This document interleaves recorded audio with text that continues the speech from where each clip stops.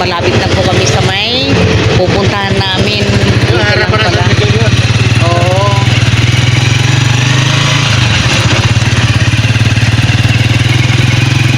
Going to Barangay Alasas. Hanapin natin yung Almighty. Tapos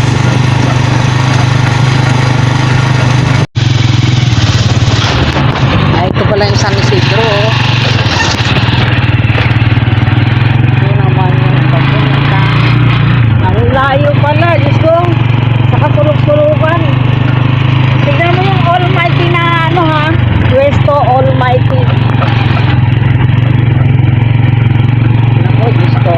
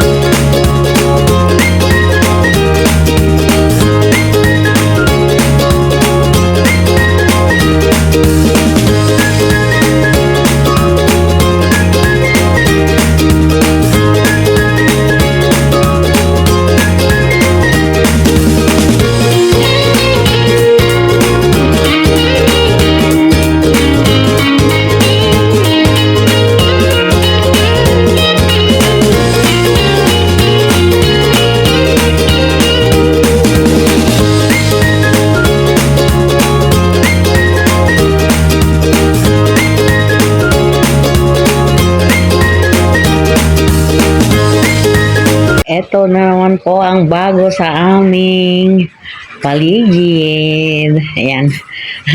Pinutulan ko na po itong aking mga halaman guys. Ayan no. Maganda kasi magputol pagka ganitong umuulan para hindi ho sila malanta. Tulad po niyan oh. Maulan. Madaling magkaroon ng ugat po yung mga halaman natin. Ayan. Diba ang gandang tignan. Ngayon, ang gagawin ko siguro, pagka maganda na po ang tubo nitong mga pinagputulan ko na ito, bubunutin ko rin po itong mga ito. Titignan natin kung saan po natin magandang ilagay. Ayan. Ito na po yung aking bougainvillea. Ayan. Ay. Bougainvillea. Kahapon, nagtanggal po ako ng yung mga dragon fruit. Kasi tamad na pong mamunga. Nagsawa na po ako. Kaya ito po ngayon ang bago dito sa aking garden guys. Ayan o, maganda-ganda na. Malinaw na. Hindi katulad ng dati. Oo. Diba? Mas maganda po ngayon. Ang itinira ko na lang yung alugbati. At least yung alugbati, araw-araw po natin napapakinabangan yan. Yan. Tinanggal na rin po namin yung okra dito banda. Oh. Kasi, maganda naman po, healthy naman po siya. Kaya lang ewan ko bakit hindi po namunga. Yan. Ito siguro, hindi pa naman po siguro kami mag-uulam ng ito, gulay na ito. Ewan ko lang, depende ho mamaya kung ano ang mapag-iisipan ko. Siguro baka pwedeng kukuhanin ko na ito. Pwede naman pong hindi. Kasi 8 nights yung guest namin bukas. Yan. Buti naman. At ito naman po yung bago sa aking tanglad guys. Ganyan ang ginagawa ko. Ginagamitan ko na lang ng gunting o di kaya kutsilyo. Kasi pagka binubunot mo, namamatay po. Nagtatampo siya. Ayan. Itong problema ko dito. Ay tumatangkad naman na po itong aking cactus. Ang problema, ang nipis. Oo. Ito po yung bulaklak, hindi pa nag-fade. Bulaklak ng aming ito. giant na malunggay. Yan. Magkakaroon na po kami ng giant na malunggay dito. Siguro, tatanggalin ko na rin po ito siguro. Pagka aantayin ko lang po na mamunga siya. Oh. Ayun, meron na pala eh. Ito, no. Oh. Yan. Para pagdating ng araw, may mga bago na naman po sa ating garden. Yan. Medyo maglilibot-libot po muna tayo para makikita po natin yung kailangan po nating baguhin. Ay, sayang oh, nagkakandalaglagad yung bunga ng ating mga papaya, guys. Nagkakandalaglagan. Pagka may oras ako siguro ito, ililipat ko. Maganda ito eh. Tapos bukas na rin po ako maglalagay sa loob nitong mga mga base ko. Ewan ko bakit ito nalaglag. Maghuhugas muna tayo ng paa. Bago tayo ay, patay kasi, patay. O, dito na lang ako siguro. Dito na lang tayo maghuhugas. Yan. Meron din pong gripo dito sa pwede ka mag-shower dito. Hindi na po talaga namin napakinabangan ito. Umabot ng 138, 30, 40, 50, 60, 170,000 ang naubos po namin dito. Iba-ibang taong gumagawa. Kaya sabi ko sa anak ko, nako, itigil mo na yan. Mag-ipon ka na ng para sa solar mo, mas mainam pa. Diba? Uy. Ano sa tingin nyo, guys? Parang malaki-laki naman na ito. Parang malaki-laki na po itong aking langka. Yan o. Sana mahinog na. Para makita namin kung anong itsura pagka nahinog. Ayan. Kunting tiis na lang. Yan. Kunting tiis na lang talaga, guys. Bukas na lang ako siguro maglinis ng mabuti dito. Bukas ng umaga. Agahan na lang namin ng asawa ko. Oo. Bali, 8 nights yung guest namin bukas, guys. Ayan.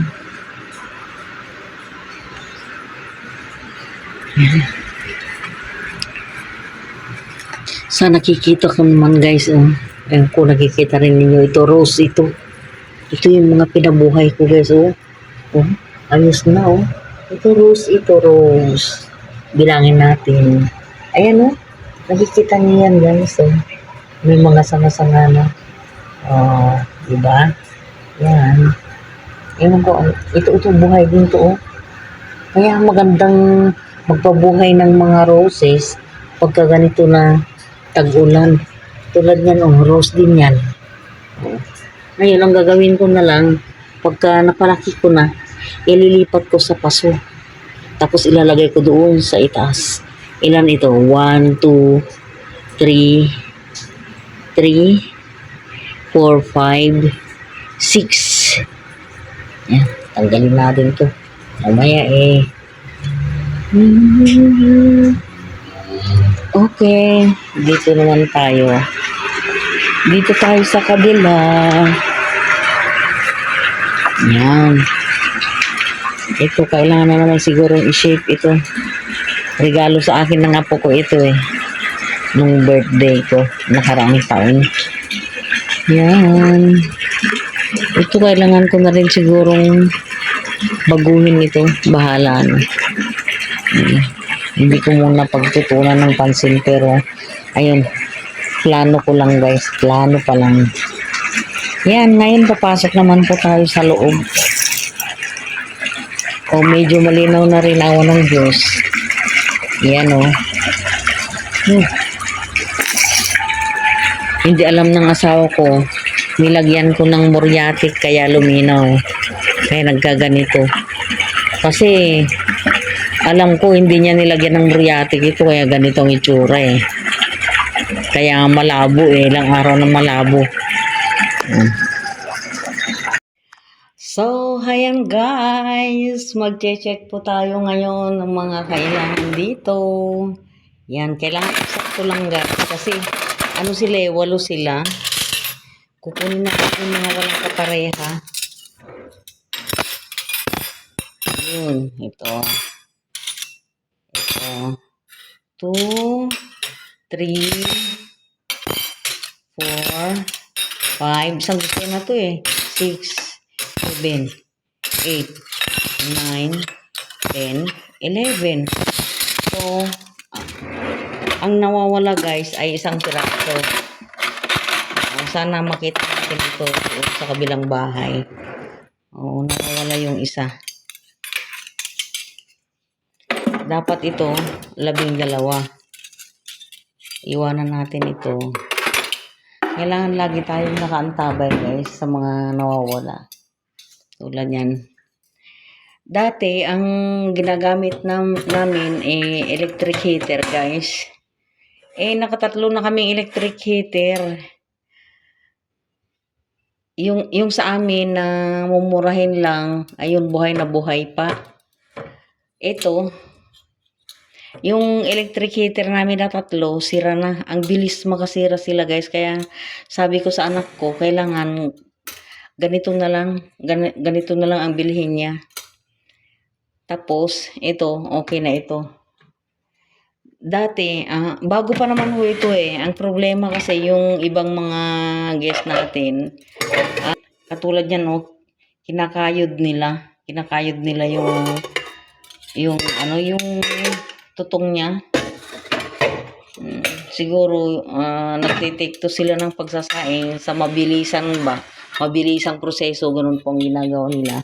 Ang kaso yung iba naman na masiselan, ayun, ayaw nila kasi nakakasira raw ng kalusugan. Kailangan wala raw gas yung kanilang rice cooker gagamitin. Kung gusto nila, meron naman po kaming mga dito pwedeng malutuan po ng kanin. Yun na lang pang advice namin ito. Pwedeng masaingan po ito ng kanin. Ito, pwedeng masaingan po ito. Pwede naman po sila magsaing dyan kung marunong sila magluto sa gasol. Yan.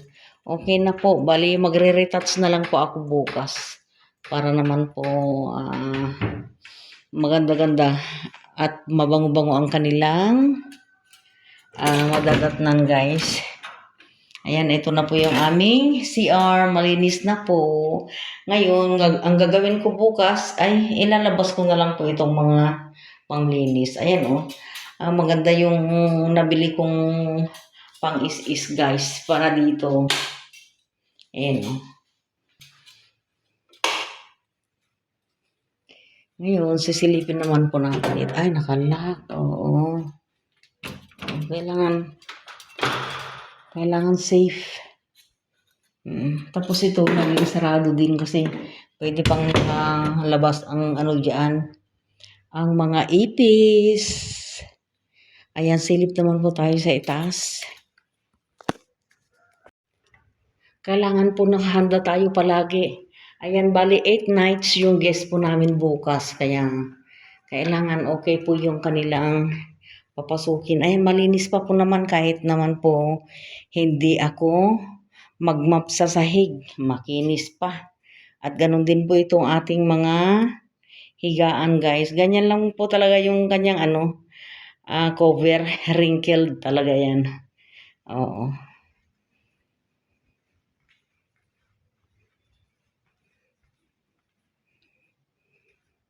Ayan, ayos na rin po dito sa kabila. Ang kailangan na lang po natin ay pabango para mag-amoy fresh. May ko ngayon may ginawa ako yung nagpabili ako ng alcohol sa anak ko para pang kasi tag-ulan po ngayon. Para maalis yung amoy kulog ba. Pero okay naman po. Ah, hindi naman po mabaho. Hindi naman amoy kulob ang bahay. Kailangan lang talagang laging nalilinis na mabuti. Bumili na rin po ako ng panglinis ng ano namin, mga salamin para shiny siya. Oo. Ito, tanggalin natin. Ito na po yung aming kwarto para bukas, guys. Ito, bukas ko na rin po isasaksak ito kasi 8 days yan na 8 days na nakasaksak yan. Hindi tayo pwedeng pumasok dito pagka ganyan na nakapasok ng mga guests. Check up, check up. Yan. Yan ang. Ang ganda po ng alaman namin. Ganda.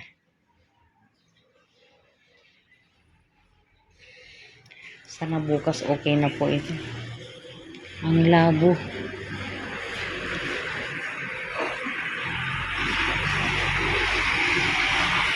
Ayos na. Ayos na ayos. Palagay ko naman po bukas, maganda na ang panahon. Yan o. Maganda na ang panahon bukas. Ayan guys, hanggang dito na lamang po. Bye-bye!